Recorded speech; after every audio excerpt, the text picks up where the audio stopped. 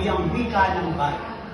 Wikang banyaga may pangunahan sa aking puso at isipan. Ako ay Pilipino, ikaw ay Pilipino. Ako ay mamamayan na naninirahan sa bansang dapat kong ipaglaban.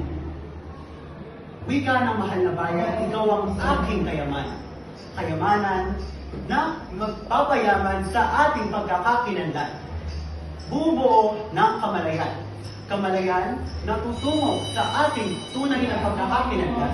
Pagkakakilanlan na tutungo sa ating kaunlaran at kaunlaran na tutungo sa ating iniliking kapayapaan.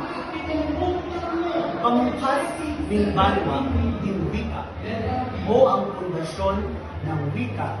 Ang pundasyon ng bayan ay ang wika sa Kapampangan.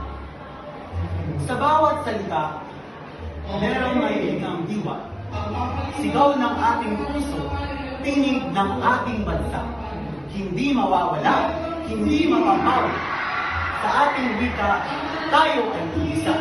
Pilipino, tunay at matibay.